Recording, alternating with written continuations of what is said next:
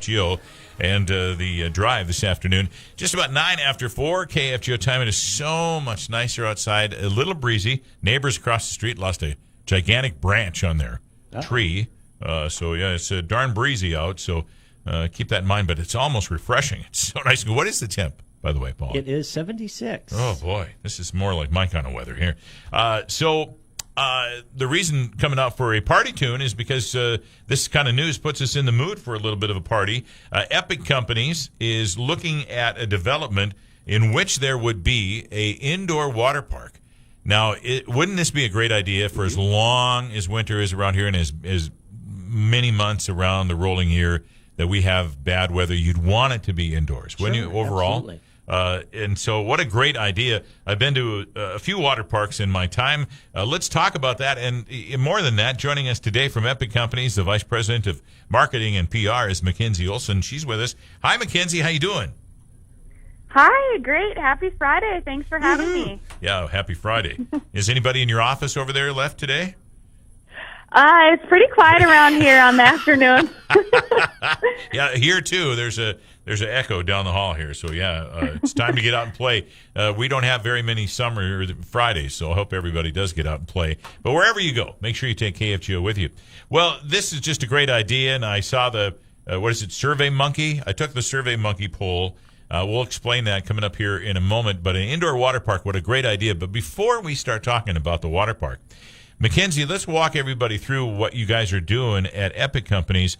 You've got something called Eola. You say it's life on a whole new scale. Eola is the Greek word for violet. The 7 rays of light that make up the violet color will be transformed into the representation of the 7 countries, similar to the ancestry of the region. You're going to have to explain that to us, too. But what is Eola, and what's the plan? Yeah, well, like you said, it is quite the plan. I mean, we're just kind of bringing a whole new light here to the region. But I think one thing about Eola is that we want it to be entertainment for everyone. So we want it to be very family-friendly. It'll have housing. It's going to have commercial space. So we plan right now to have around 7 buildings at 7 stories high. Obviously, it'll go in phases, but with a parking ramp surrounding a 4-acre park in the middle. This past fall, we actually purchased the land from the Fargo Park District, so we've been working closely with them to kind of come up with a plan and what will go well. It's located just south of I-94, which is Anderson Park area, where a lot of people would recognize it because they used to play softball there. Oh, and yeah. Right now, a lot of youth teams play baseball. Sure, I know where you're at. Sure, yeah. So that's there's an Applebee's right there. Isn't the zoo not too far from there?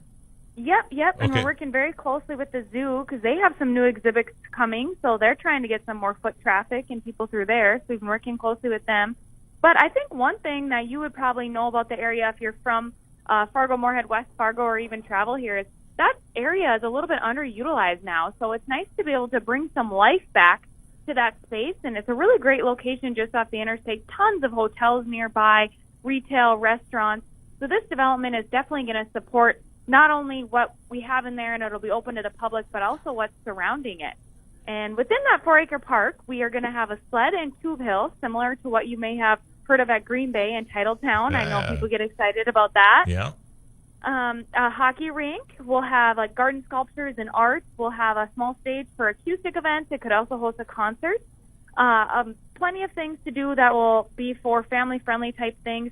But I guess one of the biggest things would be right now the research that we're doing on the water park feasibility study.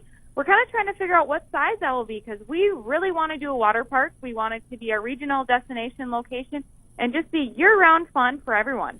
Well, that sounds just fantastic. So now you know what Eola is. And Eola is going to be a gigantic, well, not too gigantic, but it's going to be a pretty good size commercial office space, condominiums, upscale apartments. The buildings are going to surround a 4-acre urban public park, year-round features that Mackenzie was just talking about. You're going to try to get this all developed in the next 5 years. Is that true? That's the goal. You know, it just really depends on North Dakota weather sometimes. But, yeah, I mean, we've been pretty aggressive with our developments and our mixed-use concepts. It just really seems to be working. And in order to kind of make everything come together, you do have to be within a tight timeline to keep things moving along and be able to provide those amenities because that's what's really important to us. And essentially the water park, that would depending on what we get back from the study and the survey that we've put out from everyone, we're hoping that people are interested in it and that we'll be able to start building that as soon as some of the buildings go up so that we can see that in the next couple of years too. Well, Fargo and Moorhead, West Fargo, they really need something like that. Well, there's no question. This is a capital idea. Mackenzie, were you ever in Billings, Montana? Did you ever go to the water park in Billings? I can't say I have been to that one. Okay, it's not there anymore. It was a fantastic outdoor facility, but you can imagine what the weather did to an outdoor facility and how little time it could be open during the season. I mean, Billings and Fargo aren't that different in total weather, so you can imagine the shortness of the season. However, it was a huge hit. They had all these really cool different kinds of slides and et cetera. They served food and they played the tunes, and it was a great way to spend an afternoon with you and your family. And so that's what pops into my head right away. So I always thought Fargo and Moorhead and West Fargo should have their own water park, but this seems to take the idea to the next level. This is an indoor water park where it won't matter what the weather is like. You'll be able to plan events, Mackenzie, and not have to cancel them, things like that. Yeah, absolutely. And after doing some research, and we actually hired a consultant to help us with the survey and the feasibility, we've kind of found out from a lot of different groups in town, people come to town on the weekends. The summer usually fills up the hotels more, but we have people coming for the Bison games in the fall, and the hotels fill up. We have a ton of youth tournaments, whether it's baseball or hockey. So there is quite a few people coming to town now, but we're also losing out on some of those to Sioux Falls, Minneapolis, even Bismarck, some things to Canada, just due to the fact that we don't have some of those extra amenities when the families are coming to town.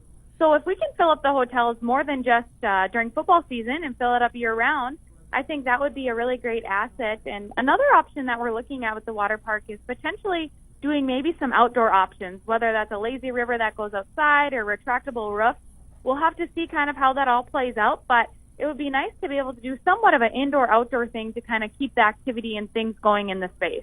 I've been to an indoor-outdoor water park before, too, and in the wintertime they just closed the giant door and winterized everything that was outside and kept it going on the inside, and it was really intriguing. And thinking about having some kind of retractable roof that you could open up during the summertime around here, I think that would just be a great idea. So how do we get this done? Mackenzie, you are asking people right now to take a survey, and you're going to base whether your company is going to invest in something like this partially based on the feedback that you get. Is that correct? Correct, yeah. So people can head over to our website, epiccompaniesnd.com. The survey will actually pop up for you. It's just a little pop-up on our website right now. Otherwise, you can always head to our Facebook page, Epic Management ND. Take the survey, spread it around, tell your friends, family, colleagues, whoever, as much as we can get the word out. And the more people that take it, the better it is. Because we really want to hear everyone's feedback. There's places to even comment what you'd like to see there, what you want it to look like, the size of it, anything like that. We want to get as much research and feedback and everything that we can so that we are making sure that it's designed correctly for the community. If it is a go, which we hope it is. Yeah. So Mackenzie Olson is joining us. She's Vice President of Marketing and PR for Epic Companies.